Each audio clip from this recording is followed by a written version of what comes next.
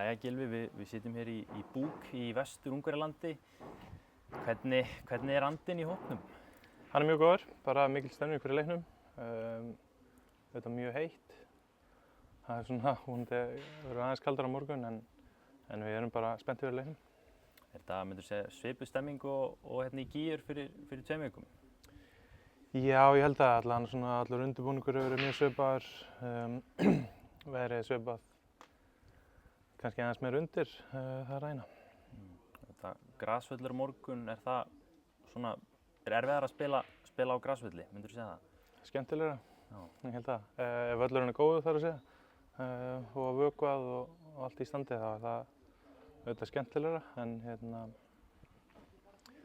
held að allir þannig séu vanir því að spila á bæði gervigrasi og grasi en svona, það er eitthvað við að spila á grasi sem er svona skemmtilegra. Eru þið búnir að taka æfingu á leikvellinum? Nei, við förum í kvöld á völlinn, æfum þar. Létt æfingu í gær bara á einhverjum velli hérna rétt hjá, þannig að við förum eftir. Þetta er auðvitað hlutlaus völlur, það er svona, ég meina þú veist, þetta er útileikur, það hlýtur að kannski gefa liðinu smá búst bara, þurfi ekki að þeir fá ekki að vera með alla sína stuðningsmenn? Jú, ég held að, þetta mun ekki, ég held að tilfinningunum verði ekki eins og við séum útivelli. Örugglega fáir stuðningsmenn frá þeim myndi ég halda, eins og segir á hlutlausum velli, þannig að þetta er svona bara, já, eiginlega hvorki heimalaukur né útileikur sem er vonandi bara betra fyrir okkur. Aðeins fyrri leikinn, var þetta ekki bara nokkuð solid frammistaða hjá liðinu og bara kannski samfærandi einsmarks forskot? Jú, ég held að með hvernig leikurinn spilaðist þá erum við auðvitað, ég held svona á sama tíma bæði ánægð með að hafa unnið leikinn. En einnig kannski svekktir að við fengum töluvert af færum, komumst í ágætis stöðu til að skora. En svona með hvernig leikurinn þróaðist, 1-1 og síðan skoraði það 2-1 sem er auðvitað dæmt af. Svona eftir á hyggja þá er auðvitað bara ánægja með að ná að klára leikinn, vinna leikinn, vera með einsmarks forskot en svona svipað kannski á móti Gígjar, svona smá svekktir að hafa ekki nýtt færin okkar betur.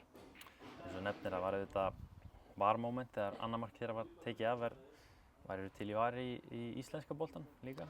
Já, ég held að sé alveg kominn tími á það. Ég held að svona flest félög séu bæði með spídjóvélar á vellinum, hvort það sé það hægt að nota 1 eða 2 myndavélar eða eitthvað á hverjum velli á Íslandi. Ég held að myndi líka bara hjálpa dómurunum, taka smá pressa á þeim. Því, það er bara eins og fótboltinn er í dag, það er mjög erfitt að sjá allt í rauntíma, ná að negla allar stórar ákvarðanir bara á hálfri sekúndu, 1 sekúndu. Það segir sig sjálft að ef við kemum VAR til Íslands það það bara betra fyrir deildina og svona örugglega bara þægilegra fyrir dómarann að hafa það svona til að bakka sig upp. Að leiknum á morgun, sérðu fyrir þér svipaðan leik og fyrir viku síðan? Já, ég held að ég býst ekki við því að þeir breyti svona hvernig þeir spila fótbolta mikið. Þeir eru mikið að pressa varnarlega og eru bara mjög góðir í fótbolta, vilja spila boltanum, mikið í stuttum sendingum og bara fullt af góðum leikmönnum. Þannig að ég held að þetta verði mjög svipað, fyrir eiginlega bara eftir hvernig við munum svona okkur tekst að pressa og verjast þeim og síðan hvernig við náum að spila út pressuna þeirra. Það er bara mikið lykilatriði á morgun. Hvað myndirðu segja, hver er svona helsti munurinn á að spila þessa stóra Evrópuleiki versus svona hefðbundinn bestu deildarleik? Það er bara hversu mikið er undir fyrir félagið, fjárhagslega. Bara spennan í kringum leikina.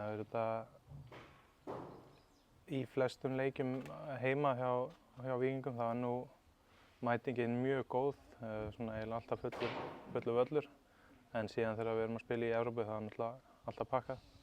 Það er svona aðalega kannski örlítið meiri stemning, svona kvöldleikir á móti alvöru liðum. Það er eitthvað svona meira sérstakt við það en ég held að fyrir klúbbinn bara hversu stórt þetta er fjárhagslega fyrir allt félagið og svona svona næstu ár hjá klúbbnum, hvernig þetta er rekið.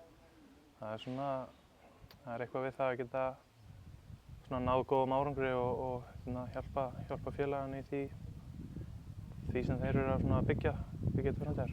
Og að lokum bara, hvað þurfum við að gera á morgun bara til þess að klára inn við, fara í þriðju umferðina? Halda hreinu. Ef við náum því þá erum við áfram, en það sé mjög svipað og við lögðum upp í fyrri leiknum, bara vera solid varnarlega, gefa lítið að færum á okkur og síðan bara ná að spila okkur bolta þegar við erum með boltan.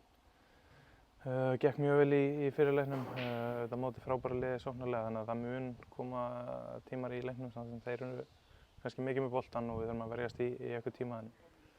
En mér fannst ég leysa það mjög vel í Víkinni, hvernig við náum að spila út úr pressunni þeirra.